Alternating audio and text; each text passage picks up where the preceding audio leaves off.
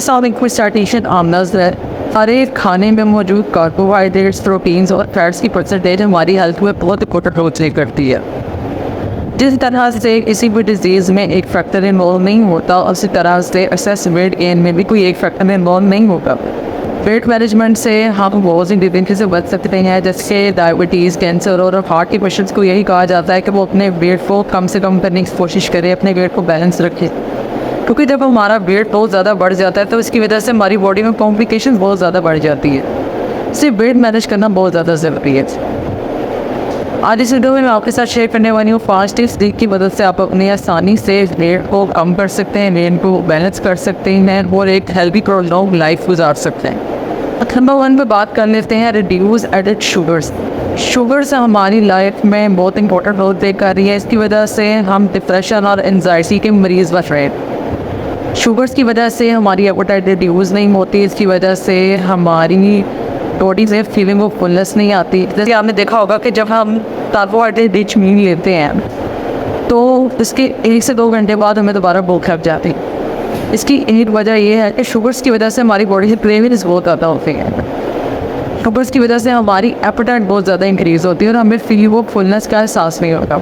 इसलिए कोशिश करें कि अपनी रूटीन में शुगर्स का कम से कम इस्तेमाल करें। शुगर्स की वजह से हमारे ब्लड में जब शुगर लेवल राइज करता है तो उसकी वजह से हमारी बॉडी में इंसुलिन रेजिस्टेंस आना शुरू हो जाती है, जिसकी वजह से डायबिटीज़ का रिस्क बढ़ जाता है। और जिस बंदे को डायबिटीज़ हो जाती है ना, उसके लिए हार्ट इश्यूज़ या एडिक्शन डिजीज़ भी आसानी से उसको हो जाती हैं।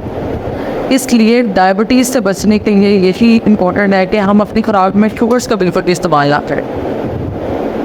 और शुगर सिर्फ ये नहीं होती कि हम अपने दूध में चीनी डाल के पी रहे हैं या फिर हम शुगर की बनी हुई चीज़ें खा रहे हैं। मार्केट में बहुत सी ऐसी चीज़ें आ गई हैं जो कि इस तरीके से तैयार की जाती हैं कि उसमें शुगर तो ऐड की जाती है, लेकिन हमें उसका सिर्फ एक फ्लेवर मिलता है। हमें पता नहीं चलता कि इसमें इतनी ज़्यादा शुगर ऐड हुई है और हम उसे अपनी रूटीन में शामिल कर लेते हैं। जैसे कि प्रोसेस फूड्स आ जाते हैं, लाइक प्रोसेस फूड्स आ जाते हैं, वाइट ब्रेड आ जाती है। अब एक वाइट ब्रेड का जो सा एक स्लाइस है उसमें 2 चम्मच चीनी डाली जाती है, उसको उससे प्रिपेयर किया जाता है। लेकिन जब हम उसे खाते हैं तो हमें उतना शुगर का फ्लेवर नहीं आता, क्योंकि उसको प्रिपेयर ही ऐसे किया जाता है कि वो हमें सिर्फ एक फ्लेवर देती है। लेकिन इसके बरक्स हमें ये बहुत ज़्यादा नुकसान पहुँचा रही है। इसलिए कोशिश करें कि प्रोसेस फूड का कम से कम इस्तेमाल करें और शुगर्स का अपनी डाइट में कम से कम इस्तेमाल करें। अब बहुत से लोग जो उनसे हैं वो शुगर्स की जगह पर आर्टिफिशियल स्वीटनर्स का इस्तेमाल करते हैं। इन आर्टिफिशियल स्वीटनर्स का भी हमें नुकसान ही है। इसलिए कोशिश करें कि आर्टिफिशियल स्वीटनर्स का भी इस्तेमाल ना करें और शुगर्स को आहिस्ता आहिस्ता अपनी डाइट में कम से कम करते जाएँ। बहुत से लोग शुगरी नहीं लेते तो शुगरी ड्रिंक्स ले लेते हैं, और शुगरी ड्रिंक्स जो उनसे हैं वो हमें शुगरी फूड से ज़्यादा नुकसान पहुँचा रही होती है। इसलिए कोशिश करें कि आप मीठी ड्रिंक्स का इस्तेमाल ना करें, आप सोडास का इस्तेमाल ना करें। इसके अलावा कोशिश करें कि फ्रूट जूसेस की जगह पर फ्रूट्स का इस्तेमाल करें, क्योंकि फ्रूट होता है फाइबर, हमारी बॉडी को नरिशमेंट फ्राहम कर रहा है, हमें स्टार्टी सिग्नल्स देता है, हमें फीलिंग ऑफ फुलनेस देता है, इसको पास करने में आसानी होती है। तो कोशिश करें कि फ्रूट जूसेस की जगह पर आप प्रॉपर इनका इस्तेमाल करें। नंबर 2 पे बात कर लेते हैं reduce processed grain like white rice, white potato and white रोगन। मैदा और मैदे से बनी हुई चीज़ें एक तो हमारे स्टमक के लिए बहुत ज़्यादा नुकसानदेह है। दूसरा, ये भी हमारी बॉडी में इंसुलिन रेजिस्टेंस को राइज कर रही हैं। इनकी वजह से भी हमारा वेट गेन बहुत जल्दी से होता है। तो कोशिश करें कि आप इनका इस्तेमाल ना करें, क्योंकि इनमें पाए जाते हैं रिफाइंड कार्बोहाइड्रेट्स। ये कार्बोहाइड्रेट्स का ईजीएस्ट सोर्स है। कोशिश करें कि इनकी जगह पर आप जौ के आटे का इस्तेमाल करें, आप बाजरे का आटा इस्तेमाल कर सकते हैं, आप जौ के आटे में थोड़ी सी गंदम डालकर इसका इस्तेमाल करें तो ये भी हमारे लिए बहुत ज़्यादा बेहतर है। जब भी रूटीन में नूडल्स का, स्पैगेटीज़ का बहुत कम इस्तेमाल करें, ये भी हमारे लिए बहुत ज़्यादा नुकसानदेह है। वाइट राइस हमारे शुगर लेवल को बहुत तेज़ी से स्पाइक करते हैं, जिसकी वजह से बॉडी में इंसुलिन रेजिस्टेंस आ जाती है। जब बॉडी में इंसुलिन रेजिस्टेंस आ जाती है तो इसकी वजह से हमारा वेट लॉस नहीं हो पाता है। इसलिए जो मेजर कॉज है उसको सबसे पहले कंट्रोल करना, मैनेज करना बहुत ज़्यादा ज़रूरी है। बाज़ औक़ात हम वेट लॉस करने के लिए बहुत सी डिफरेंट तरीके फॉलो करते हैं, लेकिन इतनी कोशिशों के बावजूद हमारा वेट लॉस नहीं हो पा रहा है। और इसकी बहुत बड़ी रीज़न हमारी बॉडी में इंसुलिन रेजिस्टेंस है। डाइट को मैनेज करना बहुत ज़्यादा ज़रूरी है ताकि हमारी बॉडी में इंसुलिन रेजिस्टेंस ना हो और हमें वेट मैनेज करने में आसानी है। नंबर 3 पे बात कर लेते हैं, add moderate protein in your diet.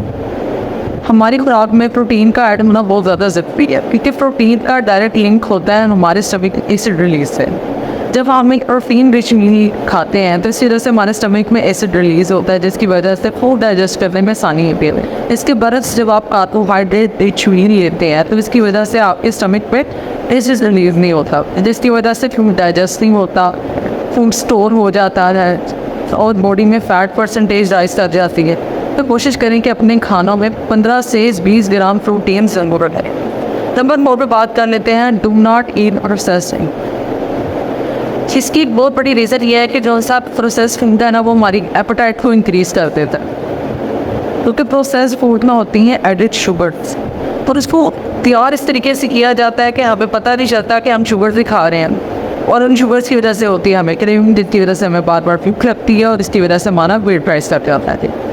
इसलिए कोशिश करें कि घर का पका हुआ खाना खाएं, मार्केट से लाए हुए प्रोसेस फूड का इस्तेमाल ना करें, ये हमारे लिए नुकसानदेह है। नंबर 5 पे हम बात कर लेते हैं, बैलेंस ईटिंग एंड फास्टिंग। जब हम खाना खाते हैं तो खाना हमें एनर्जी तो प्रोवाइड करता है, लेकिन उसके साथ साथ वो हमारी बॉडी में स्टोर हो जाता है।